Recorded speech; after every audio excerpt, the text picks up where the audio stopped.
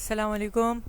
I am Mohammad Usama Hashmi और आज हम पढ़ेंगे सेकंड है मैथमेटिक्स चैप्टर 2 दी स्ट्रेट लाइन एक्सरसाइज 2.1। आज हम करेंगे क्वेश्चन नंबर 3 को। तो ये है हमारे पास क्वेश्चन नंबर 3। इसके दो पार्ट हैं। इसमें हमको पहले वाले हमको फाइंड करना है एक्स और सेकंड पार्ट में हमको फाइंड करना है वाई।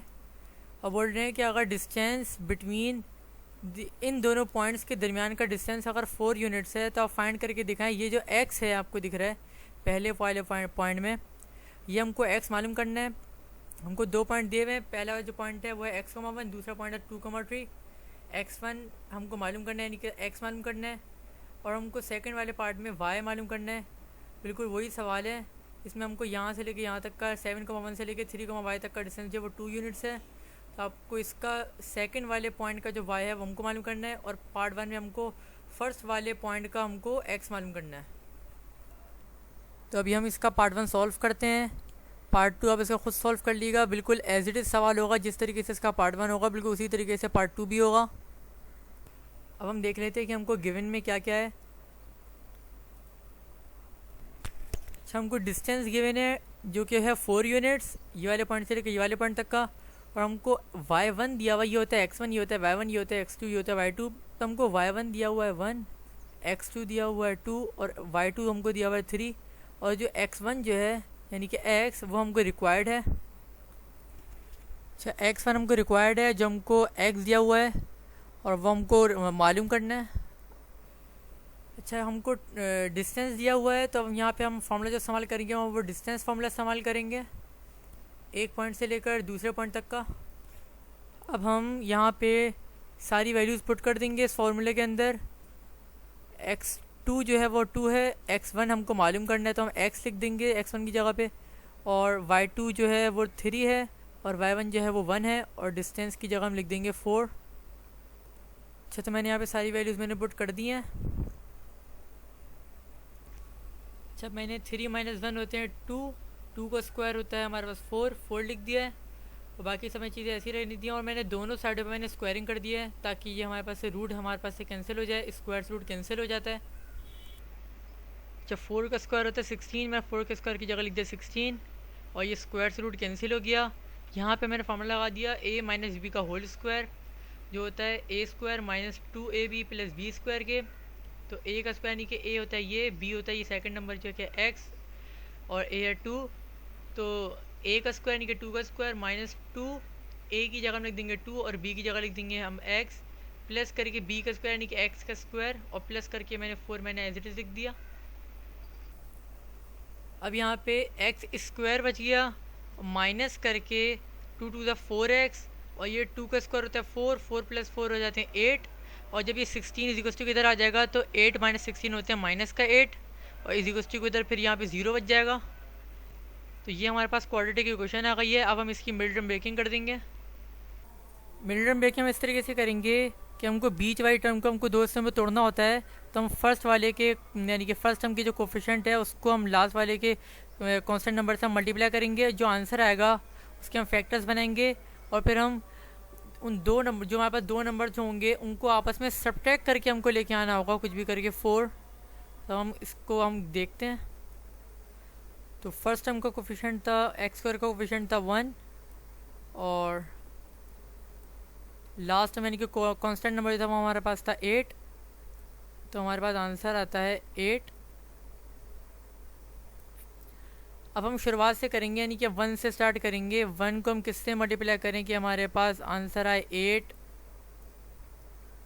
फिर हम 2 से देखेंगे और फिर हम 3 से देखेंगे और फिर हम 4 से देखेंगे। इस तरीके से हम देखते रहेंगे। तो अगर हम 1 से देखें तो 1 × बाय, अच्छा हम वहाँ तक देखेंगे जहाँ पे ये रिपीट होना शुरू हो जाएगा।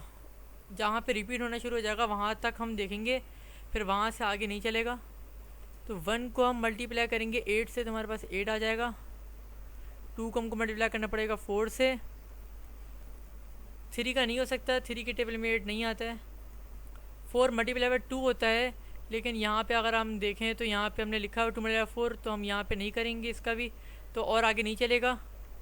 अच्छा, आपको वहीं पर ही ख़त्म कर देना है। जैसे ही आप यहाँ पे ऐसे कि हम यहाँ पे मल्टीप्लाई कर रहे थे, 4 को मल्टीप्लाई कर रहे थे 2 से, तो हमको यहाँ पे 4 मल्टीप्लाई हुआ हुआ दिख रहा था, तो हम यहीं पर ही ख़त्म कर देंगे और आगे जाने की ज़रूरत ही नहीं होगी। तो यहाँ पे ये दोनों फैक्टर्स बन रहे हैं जिनको मल्टीप्लाई करने के बाद 8 आंसर आ रहा है। तो हमको मालूम है कि हमको किसी दो नंबर को आपस में सब्ट्रैक्ट करके लेके आना था 4 नेगेटिव का। तो अगर हम बड़े में से हम छोटे से, अगर हम यहाँ पे अगर हम 8 में से माइनस करें 1 को, तो ये बनता है 7, तो इसका तो नहीं हो रहा है। और अगर आप इनको सब्ट्रैक्ट करें 4 - 2, तो ये बनता है 2। तो ना इससे आंसर आ रहा है हमारे पास 4 और ना इससे हमारे पास आ रहा है 4। तो इसका मतलब है कि ये मिड टर्म ब्रेकिंग के ज़रिए नहीं हो सकता। तो वह इसके लिए हम क्वाड्रेटिक फार्मूला इस्तेमाल करेंगे। ये होता है क्वाड्रेटिक फार्मूला x = माइनस का b plus minus under root के अंदर b² - 4ac whole divide by 2a। अच्छा, a जो होता है वो होता है x² का कोफिशिएंट, b जो होता है वो होता है x का कोफिशिएंट विद नेगेटिव साइन के साथ, अगर नेगेटिव साइन है तो, और c जो होता है वो होता है माइनस का 8 होगा विद नेगेटिव साइन के साथ। अब हम यहाँ पे सारी वैल्यूज़ पुट कर देंगे। a की जगह लिख देंगे 1, b की जगह लिख देंगे -4 और c की जगह लिख देंगे -8। मैंने यहाँ पे सारी वैल्यूज़ मैंने पुट कर दी हैं। x = माइनस करके b की जगह मैंने लिख दिया -4 प्लस माइनस अंडर रूट के अंदर b² यानी कि -4 का स्क्वायर -4ac, c की जगह लिख दिया मैंने -8 और होल डिवाइड में 2a की जगह लिख दिया मैंने 1। अच्छा, अब ये माइनस माइनस प्लस का 4 बन गया, फिर प्लस माइनस लगा के होल अंडर रूट लगा के -4 का स्क्वायर हो जाता है 16। अच्छा, अब अगर पावर इवन हो और अंदर माइनस की अगर साइन है तो ये प्लस की साइन बन जाती है अगर पावर इवन हो तो, लेकिन अगर ऑड है तो वो माइनस का ही रहेगा। तो अभी पावर इवन है तो ये हो गया प्लस का 16 माइनस माइनस प्लस, और 8 4 32 होते हैं और 32 1 32 और डिवाइड में 2 1 हो जाएंगे 2। अच्छा, अब ये 16 प्लस 32 मिलके बन जाते हैं 48। अच्छा, अब मैं इस 48 को मैं 16 मल्टीप्लाई बाय 3 में तोड़ दूंगा। अच्छा, यहाँ पे मैंने इसको 16 मल्टीप्लाई बाय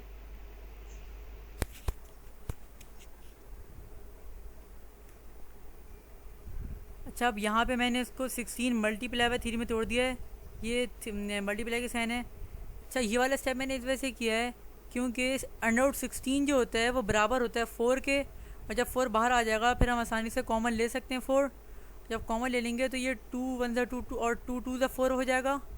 तो ये नीचे से भी हमारे पास ये जो फ्रैक्शन फॉर्म जो बन रही थी ये कैंसिल हट जाएगी और इक्वेशन जो होगी वो हमारी और मज़ीद छोटी हो जाएगी। अच्छा, मैंने यहाँ पे अंडर रूट मैंने 16 के ऊपर मैंने समझ लें अलग से लगाया, और जब ये बात ये रख लें अगर रूट के अंदर अगर दो नंबर्स आपस में मल्टीप्लाई हो रहे हों तो दोनों पे रूट अलग अलग आ सकता है, लेकिन अगर बीच में प्लस या माइनस की साइन हो तो दोनों पे अलग रूट नहीं दे सकते। फिर मैंने बीच में मल्टीप्लाई की साइन दी, इस वजह से मैंने दोनों पे अलग अलग रूट लगा के अंडर रूट 16 बराबर हो गया 4 के, और अंडर रूट 3 जो था वो ऐसे ही आ गया, और ये दोनों आपस में मल्टीप्लाई हो रहे थे तो ये आपको यहाँ पे दिख भी रहा है। अब हम यहाँ से हम 4 कॉमन ले सकते हैं दोनों टर्म में से। अच्छा, मैंने यहाँ से मैंने 4 कॉमन ले लिया है। जब मैं इन दोनों टर्म में से जब मैं 4 कॉमन ले लूँगा तो इस वाले टर्म में 1 बच जाएगा, 4 1 यानी कि 4 होता है, वैसे यहाँ पे 1 बच जाएगा, और प्लस माइनस जब यहाँ से 4 बाहर जाएगा तो यहाँ पे सिर्फ अंडर रूट 3 बच जाएगा।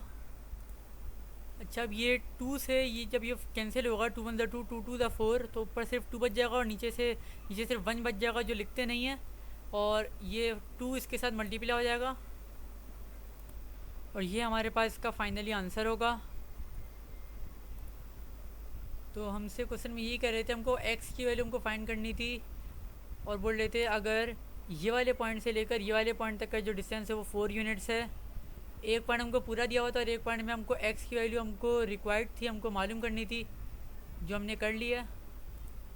तो अगर आपको ये वीडियो अच्छी लगी है और आपको अगर ये सवाल समझ में आ गया तो आप प्लीज़ लाइक करें, शेयर करें, और अगर कुछ आपको क्वेश्चंस करने हैं इसके मुताल्लिक या फिर किसी और चीज़ के मुताल्लिक तो वो भी आप कर सकते हैं। तो मेरे चैनल को सब्सक्राइब करें और बेल आइकन को ज़रूर दबाएं ताकि मेरी हर आने वाली वीडियो आप तक पहुंच सके और आप देख सकें। अल्लाह हाफिज़।